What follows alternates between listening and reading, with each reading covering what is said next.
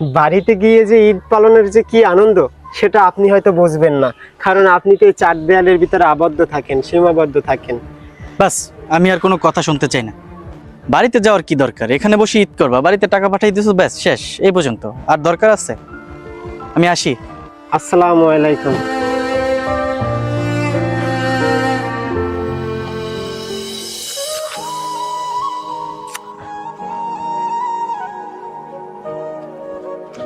কখন সাহেব আইব? কালকে ঈদ, আজকে তো বাড়ি যাওয়া লাগে। আর স্যারের তো দেখিও না, স্যারে যে ছুটি দিবে তারপর যে বাড়ি যাব তারও কোনো নামগন্ধ নাই। বাড়িতে বউ বাচ্চা সবাই বসে আছে আমার জন্য, কখন বাড়ি যাব, ঈদের বাজার করব, ছেলে মেয়ে দুইটার কিছু দেব, কিছুই বুঝতেছি না। স্যারেরও দেখতেছি না। স্যারে আসলেই স্যারের কাছ দিয়ে বললে বাড়ি চলে যাব।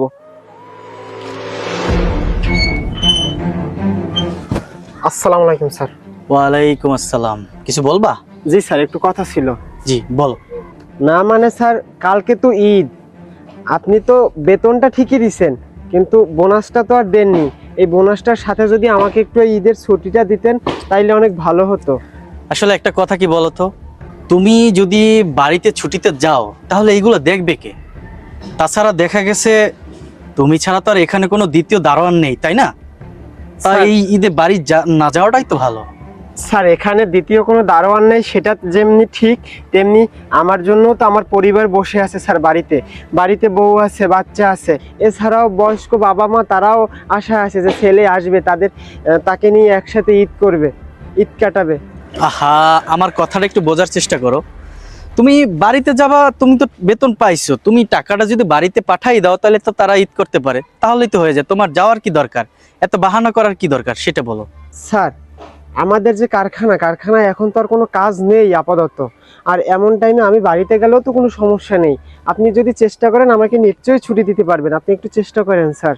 বাড়িতে গিয়ে যে ঈদ পালনের যে কি আনন্দ সেটা আপনি হয়তো বুঝবেন না, কারণ আপনি তো এই চার দেয়ালের ভিতরে আবদ্ধ থাকেন, সীমাবদ্ধ থাকেন। বাস, আমি আর কোনো কথা শুনতে চাই না। বাড়িতে যাওয়ার কি দরকার? এখানে বসে ঈদ করবা, বাড়িতে টাকা পাঠাই দিছো, ব্যাস শেষ, এই পর্যন্ত। আর দরকার আছে? আমি আসি। আসসালামু আলাইকুম।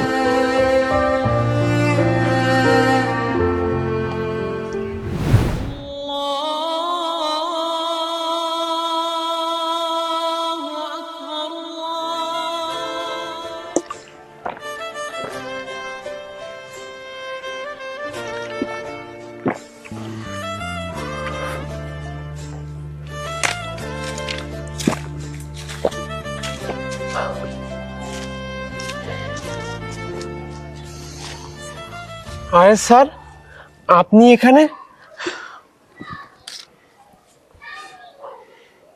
আর তাও আবার ইফতারের সময়? আসলাম, দেখলাম তুমি কি দিয়ে ইফতারি করো। তোমাদের জন্য প্রত্যেকদিন ভালো একটা টাকা বাজেট থাকে ইফতারির জন্য, 1 থেকে 150 টাকা। আর সেইখানে তুমি সেই টাকাটা বাঁচিয়ে সামান্য একটা 5 টাকার রুটি আর পানি দিয়ে তুমি ইফতারি করতেছো।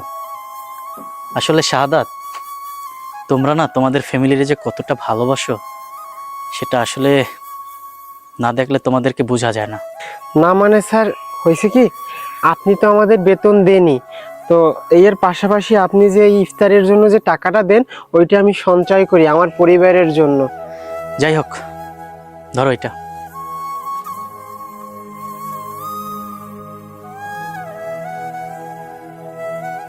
স্যার, ব্যাগের ভিতরে জামা কাপড়, এ কিসের জন্য স্যার? এটা হচ্ছে তোমার ঈদের গিফট।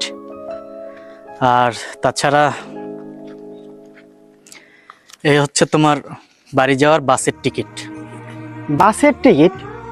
স্যার, আপনি না আমাকে বললেন আমি বাড়ি যেতে পারবো না, তাহলে আপনি আবার আমাকে বাসের টিকিট কেটে দিলেন কেন? আমি তো কিছুই বুঝতে পারতেছি না স্যার। সাথে আবার জামা কাপড় উপহার। আরে অবাক হওয়ার কিছু নাই, তুমি আজকে সন্ধ্যার মধ্যেই বাসে করে বাড়ি যাবে, এইটাই। আপনি সকাল থেকে আমার সাথে যে কর্মকাণ্ডগুলো করলেন এগুলো আমি দেখে সত্যিই অবাক হয়ে গেলাম। তবে একটা প্রশংসা আমি আপনার না করে পারতেছি না, আপনার আসলেই স্যার মনটা অনেক বড়। আর আপনার মনটাও ফ্রেশ। আপনাদের মতন এরকম বড় মনের মানুষ আছে বিধায় আমরা গরিবরা এখনো বেঁচে আছি। আর তাছাড়া আপনি তখন আমাকে বললেন বাড়িতে যেতে দিবেন না, তো এখন আবার বাসের টিকিট কেটে দিচ্ছেন, জামা কাপড় কিনে দিচ্ছেন। আমি আসলে এটার কিছুই বুঝতে পারতেছি না। আসলে স্যার আমি আপনাকে যতই দেখছি ততই অবাক হয়ে যাচ্ছি। আসলে শোনো শাহাদাত, তুমি একজন সামান্য দারোয়ান, আর তুমি কি আমাকে সবার মতন খারাপ ভেবেছো? আসলে আমি সেরকম খারাপ মালিক না।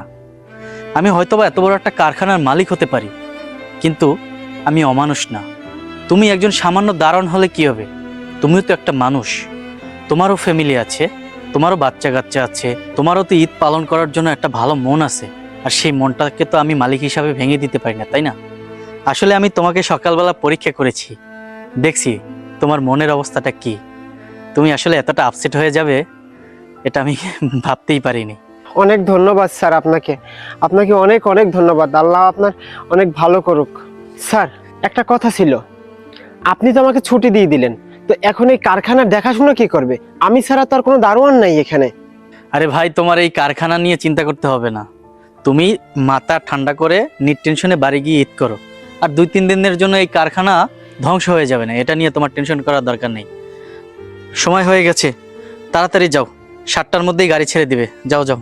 ঠিক আছে স্যার, আমি চলে যাব, আজকে বাড়িতে চলে যাব। ঠিক আছে স্যার। আমি গেলাম, হ্যাঁ, ভালো থাকো।